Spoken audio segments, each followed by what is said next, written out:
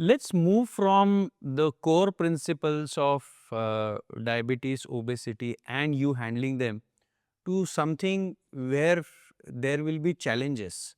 So, I would love to also discuss the situations जिथे तुम्हाला हे सगळं करूनही पेशंट्स परत येतात आणि डिफिकल्ट सिनारिओज फेस करायला लागतात. अशा पेशंट्सना आपण कसं हँडल करतो जिथे माइंडसेट इज अ चॅलेंज, जिथे होप इज अन इश्यू.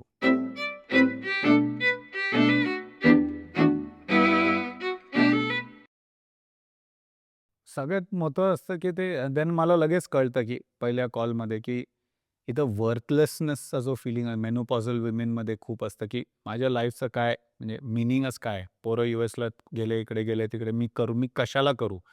तर जेव्हा ते मग ते काहीतरी एक डिसीज दिसायला लागतं, तरी पण कॉल टू ॲक्शन नसतं. असे खूप आहेत. म्हणजे खूप कॉल्स मी बघतो, तर त्यांना कॅज्युअल करावं लागेल. सेन्सिटिव्हली बोलावं लागतं, की "ये, when you are ready you come." But just don't wait for complication. त्याच्या आधी ये. आणि ते येतात. कोणाच्याही आयुष्यात 24 तास अंधार नसतो. कधी ना कधी ते ऊन बाहेर येतं. तर ते ऊन बाहेर आल्यावर आय टेल देम, "आता ये." But you have to be very patient in this field. Health फील्डमध्ये मला कळलं, की उगीचच प्रेशर घालून, ब्लॅकमेल करून कर, नाहीतर हे निगेटिव्ह लँग्वेज यूज करून काय उपयोग नाहीये. तर we have to just let गो.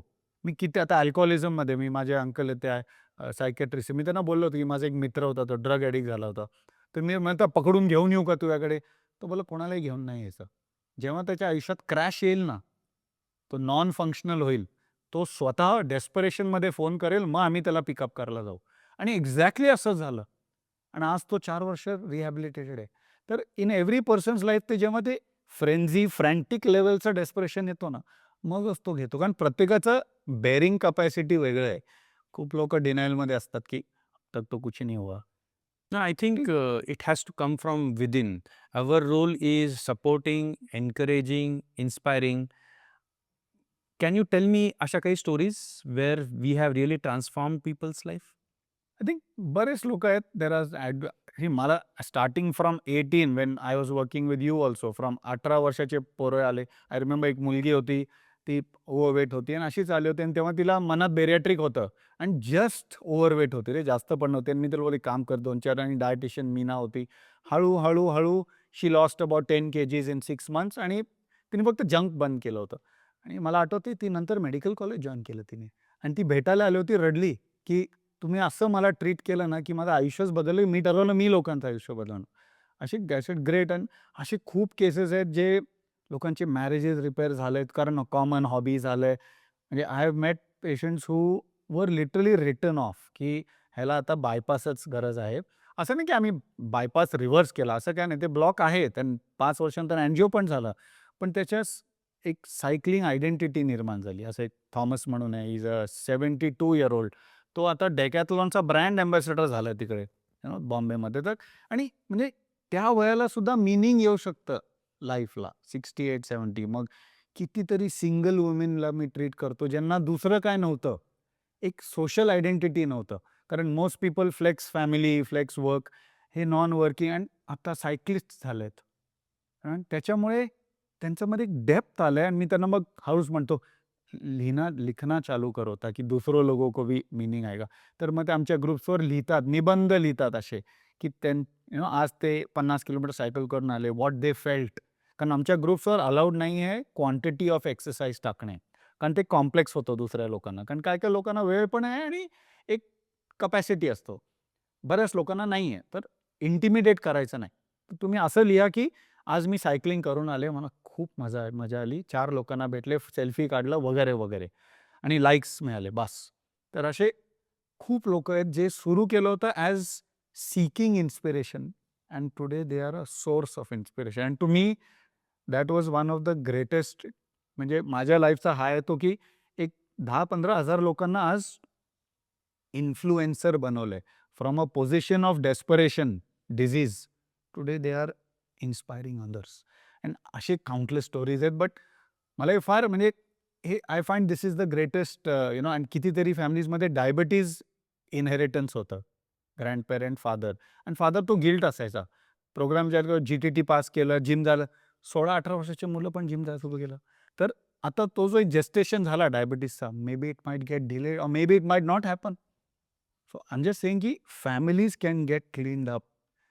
असे खूप केसेस आहेत जिथं आय थिंक या सगळ्यामध्ये मला एक कॉमन थ्रेड जाणवतो तो हा आहे की people are willing to change themselves because you keep on telling की there are two ways people approach these things. One, they want you to tell them what they want, हो. and the others are open for what you are trying to tell.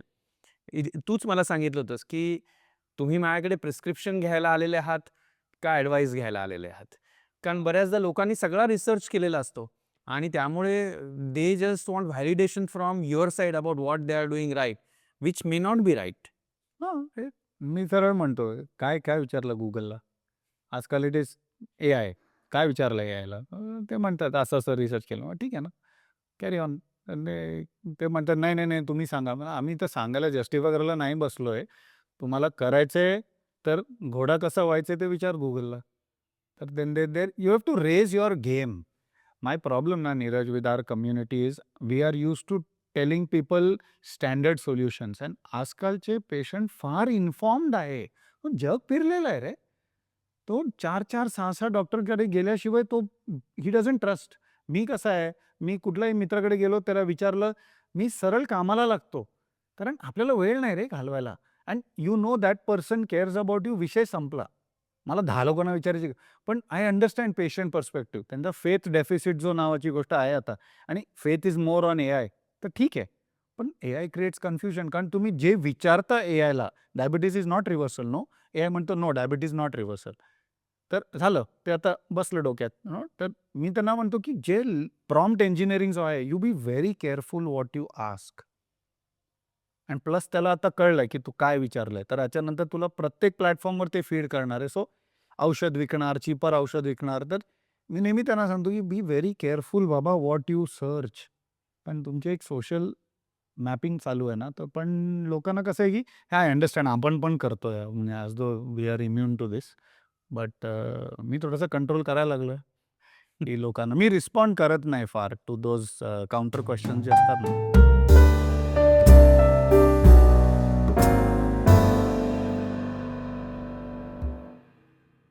आजचा video पाहिल्याबद्दल खूप खूप धन्यवाद. तुमच्याकडे काही प्रश्न असतील तर कमेंटमध्ये नक्की विचारा. तुम्हाला हा व्हिडिओ आवडला असेल, उपयोगी वाटला असेल तर नक्की लाईक करा, शेअर करा आणि सबस्क्राईब करा.